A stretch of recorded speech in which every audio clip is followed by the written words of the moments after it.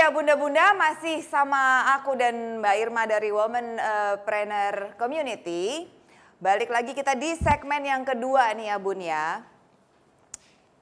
Bun, tadi kan Mbak Irma mention tentang perempuan itu adalah sekoci, which is penyelamat kalau kapalnya mau kolaps gitu ya Mbak ya. Nah Mbak, di Womanpreneur Community ini kan lebih difokuskan ke sisi perempuan berdaya untuk dari sisi ekonominya nih Mbak ya, untuk penopang ekonomi keluarga gitu. Apa fokusnya hanya ke situ aja Mbak? Ya, iya. Jadi kalau di kami memang kami dorong dulu kepada dari sisi untuk dia bisa berdaya secara ekonomi. Tapi sebelum dia berdaya secara ekonomi, tentunya kita harus berdayakan mereka dari sisi pola pikir. Karena kita tidak akan, setiap perempuan tidak akan mampu berdaya secara ekonomi sebelum mindset ataupun pola pikirnya kita benahi dulu. Kait mengait ya Mbak ternyata ya. Sangat. Jadi pola pikir itu sangat penting karena begitu pola pikirnya itu salah, ya nggak tepat. Mau bilang berdaya seperti apa? Tadi yang seperti di awal saya sampaikan gini, saya kan perempuan, it's just about Gender, mindset. Ya, saya perempuan. Lalu kenapa kalau perempuan gitu loh? Saya cuma ada seringkali pakai cuma ya. Saya cuma ibu rumah tangga. So what kalau ibu rumah tangga gitu loh. Kenapa kalau ibu rumah tangga? Nah, hal-hal itu seringkali melemahkan diri kita sendiri. Melemahkan diri mereka sendiri gitu loh. Dengan hanya satu kata. Cuma. Saya cuma perempuan atau saya cuma ibu rumah tangga. Bahkan sampai saat sekarang masih banyak yang seringkali menyampaikan, gimana kesibukannya lagi apa? Biasanya nih seringkali nih teman-teman yang biasanya pekerja terus tahu pulang ke rumah. Oh enggak kok, gue sekarang cuma ibu rumah tangga gitu loh. Hello gitu. Tanpa disadari itu sebetulnya itu akan keluar. Itu adalah bawah sadar seseorang yang menganggap bahwa gue cuma ibu rumah tangga gitu loh. Padahal ibu rumah tangga itu adalah sebuah profesi yang sangat luar biasa gitu loh. Kenapa pakai dikasih saya selalu bilang pakai label cuma gitu. Itu kan menjadi labeling yang akhirnya secara balik lagi ke diri mereka sendiri gitu. Itu melemahkan diri sendiri. Nah, jadi kami ini kan dulu di komunitas itu lebih kepada mindsetnya dulu kita benahin. Yuk. Karena kita benahi dulu mindsetnya, lalu kita benahi dari sisi bagaimana perempuan mampu berdaya secara ekonomi. Kenapa ekonomi?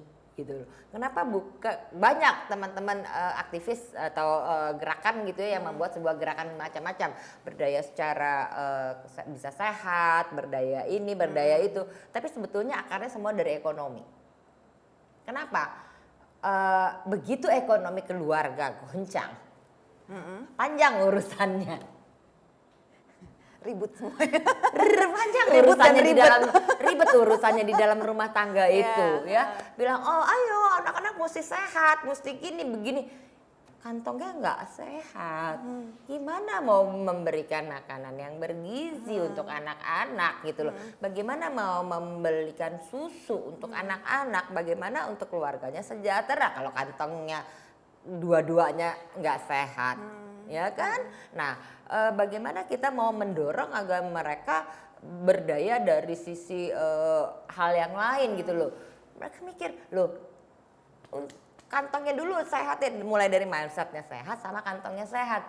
Nah, pada saat kantongnya sehat, dia bisa memberdayakan anak-anaknya, menjadi role model untuk anak-anaknya. Oh, belikan makanan, siapkan makanan keluarga yang sehat, ya.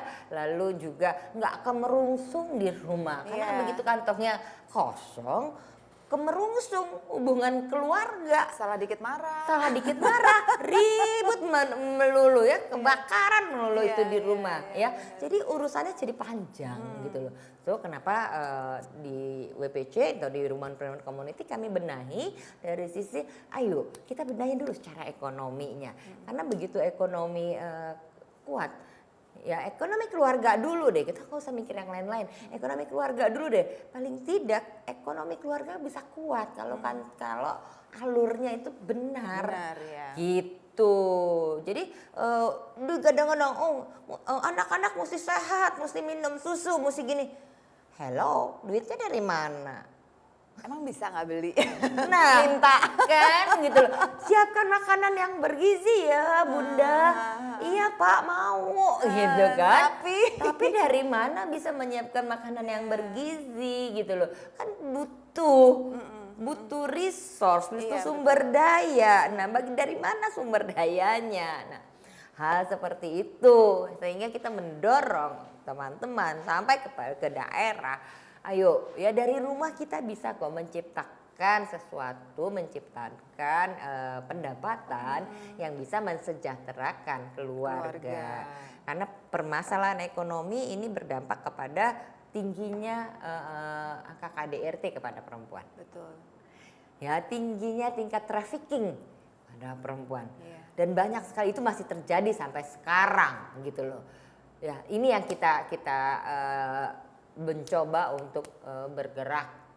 Dan Mbak ke daerah-daerah tuh banyak ya kasus kayak gitu Mbak? Banyak sekali. Jangankan di daerah, di Jakarta aja, di kota-kota besar aja masih banyak. Apalagi di daerah-daerah, ya kan? Yang terutama daerah-daerah, apalagi daerah yang patrilinealnya tinggi.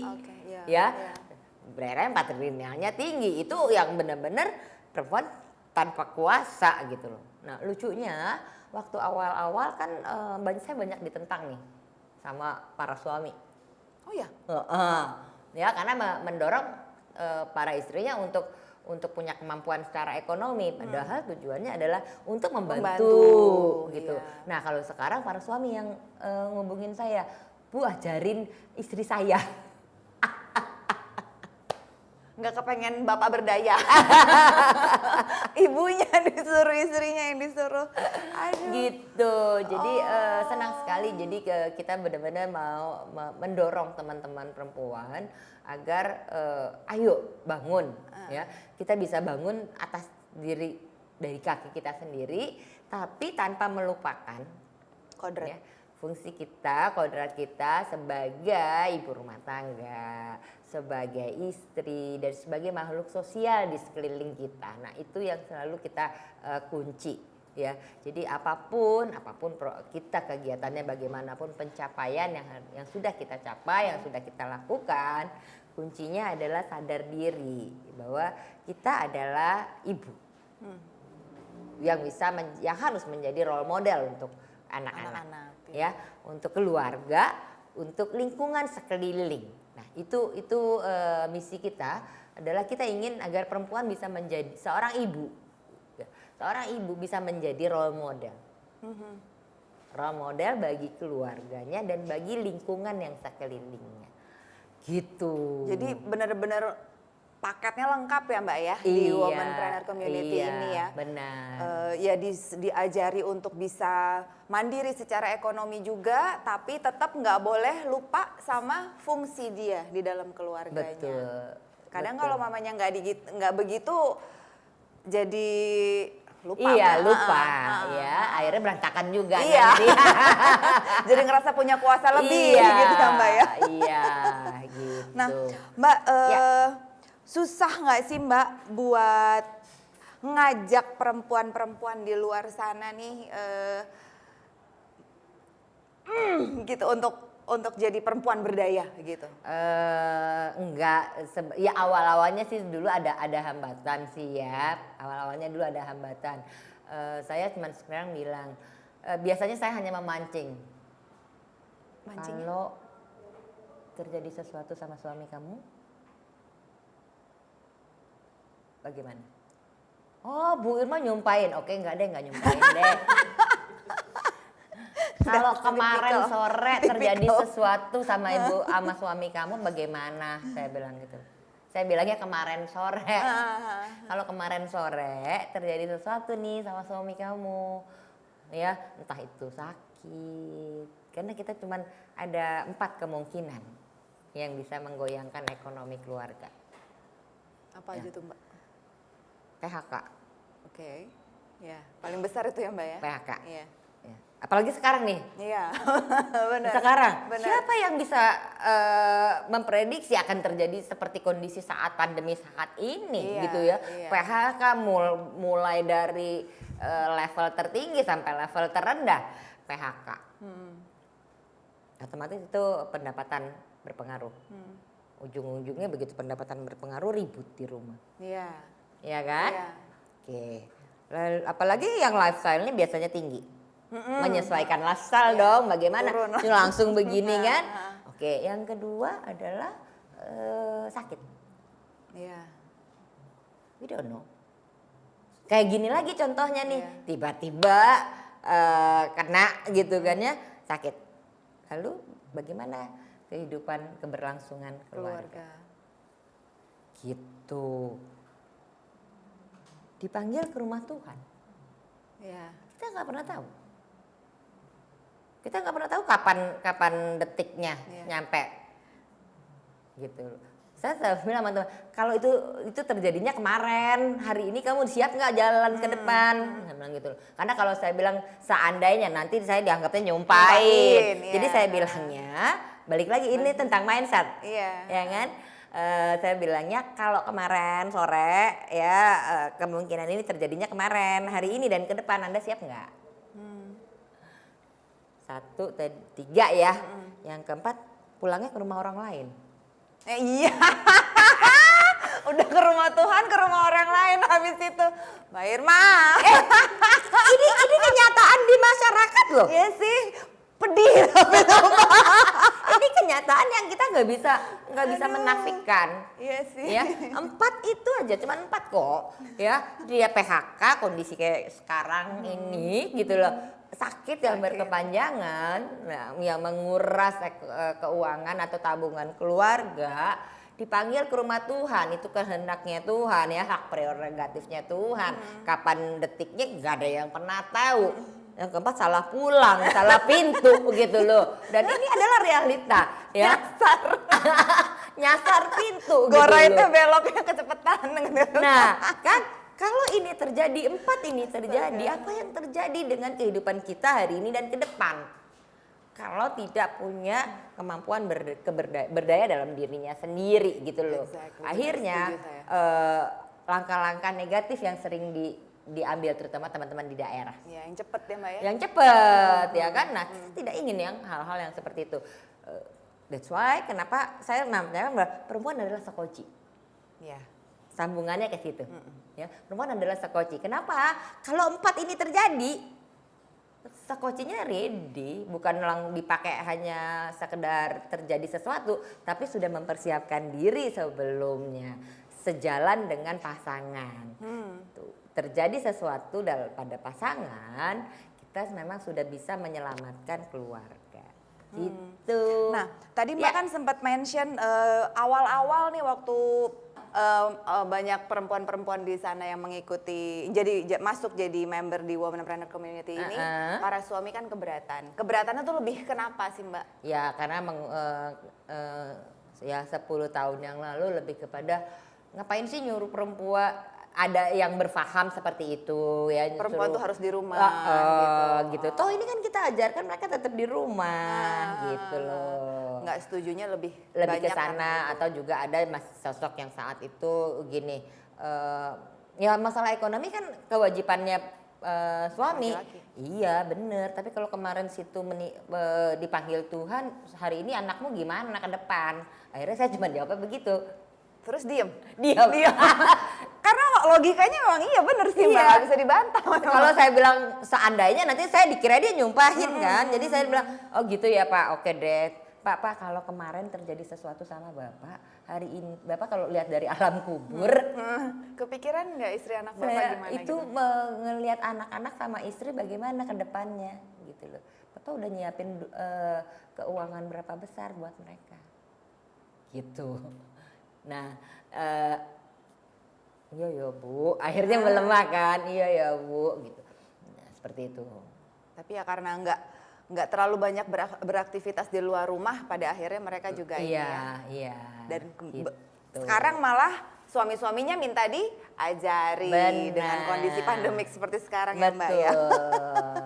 Nah, kesulitan-kesulitan yang Mbak Irma sendiri pernah temui saat berusaha mengajak perempuan-perempuan itu untuk bisa berdaya, yang paling miris Mbak dengar alasannya apa selain tadi yang udah Mbak kemukakan?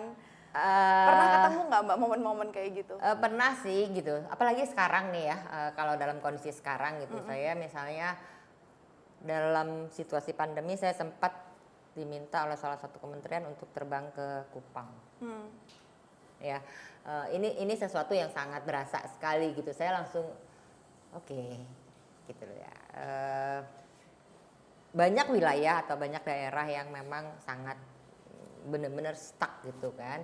Lalu mereka tidak bisa berbuat apa-apa gitu loh. Mereka tidak bisa bahkan mereka yang berjualan juga nggak ada pemasukan sama sekali gitu. Jadi itu yang membuat kita semakin semakin apa ya? Semakin kita mendorong kita untuk kita mesti berbuat lebih banyak gitu loh. Kalau cuma lihat di perkotaan aja gitu. Itu sangat mungkin bias ya, tapi pada saat kita melihat ke daerah-daerah gitu. Kenapa saya sering ke daerah-daerah? Kenapa WPC itu sering penyelenggaraannya di berbagai daerah? Justru karena kita ingin berada benar-benar bersama-sama teman-teman. Gitu, melihat sebuah kenyataan yang nyata gitu loh. Kalau cuman matanya ada di kota, matanya ada di sosial media, itu kita mungkin terlihatnya baik-baik aja semua. Iya. Ya. Kayaknya nggak ada masalah kok dengan ekonomi rakyat kita gitu ya. Bener, tapi begitu belusukan gitu. Makanya saya sedih banget nih udah berapa bulan nggak bisa belusukan kan ya. Aduh gitu. Gitu. Ya. Nah, di situ kita bisa melihat bahwa begitu banyak sebetulnya potensi Indonesia. Potensi perempuan-perempuan kita potensi di daerah. perempuan di daerah, potensi resource yang lain yang Indonesia punya gitu loh, yang seharusnya bisa dieksplor oleh para perempuan-perempuan ini gitu. Jadi itu banyak sekali hal yang masih bisa kita lakukan. Dan mereka mampu sebetulnya ya Mbak? Harusnya mereka sebetulnya mereka mampu, dan itu sudah dibuktikan oleh binaan-binaan kami di berbagai daerah. Nah, kenapa di awalnya lahirnya Womenpreneur di tahun 2010, akhirnya di tahun 2013 kami menentukan bentuk. Kami menentukan bentuk seperti di awal kan kita hanya oh ya udah deh ini masih sebagai komunitas kumpul-kumpul. Kumpul ya. Tapi terus apa bedanya sama yang lain kalau cuma sekedar komunitas kumpul-kumpul gitu loh.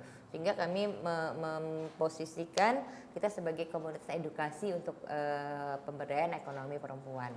Jadi lebih pada fokus kepada edukasi. Di situ awalnya belum terfikir mau legalitas dan segala macam, lebih kepada ayolah bagaimana kita merangkul banyak perempuan. Nah, fokus kita memberikan sebuah rangkaian mentoring kepada teman-teman perempuan. Jadi kalau mau berusaha di rumah, berusahalah dengan yang benar gitu loh, sehingga menjadi usaha yang berkelas, bukan sekedar asal bikin. Nah, itu kita lakukan sejak 2013. Kebanyakannya apa Mbak bentuk usaha yang dari binaan-binaannya Womenpreneur Community saat ini di kita kan ada secara keseluruhan ada 15.000 anggota kita. Lalu kita juga baru bisa menjalankan 1.000 ya, 1.000 hampir 1.000 itu kita melahirkan lokal brand dari perempuan. Iya, 1.000 lokal brandnya perempuan yang jadi kita bikin kayak kegiatannya kayak seperti sekolah. Kayak sekolah bisnis. Ya. Jadi bukan cuman rame-rame ikut pelatihan sehari habis itu sampai rumah yang namanya ibu-ibu gitu ya. Seneng ikut pelatihan sampai rumah udah pusing lagi kan. Hilang lagi moodnya. Masuk dapur, ngurusin anak, ya lupa apa yang diajarin tadi gitu loh, ya kan? Nah, kita nggak mau seperti itu. Kita ingin agar teman-teman perempuan mampu berdaya dalam dirinya sendiri, memberdayakan bisnisnya sehingga mampu memberdayakan sekelilingnya. Gitu, yang kita maksud berdaya di Womenpreneur adalah berdayakan dulu dirimu sendiri, berdaya secara ekonomi untuk keluarga. Anda bisa memberdayakan lingkungan sekeliling. Nah, itulah dari 2013 kita membuat sebuah konsep mentoring, mentoring berkesinambungan selama 4 bulan kayak sekolah bisnis 4 bulan.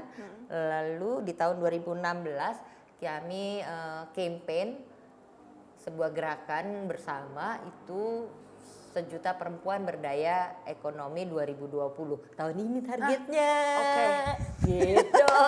Nah, stop dulu di situ, Mbak. Nanti kita bakal bahas itu tuh. Oke, bunda-bunda, bunda cerdas keluarga bahagia, luar biasa ngobrol-ngobrol aku dengan Mbak Irma ini sampai saya bingung mau nanya yang mana dulu. Kayaknya banyak banget, waktunya kurang. Gitu. Tapi sekarang kita harus break dulu, nanti kita akan balik lagi di segmen kita yang terakhir. Sayangnya bunda-bunda jangan kemana-mana, tunggu kita berdua kembali lagi ya.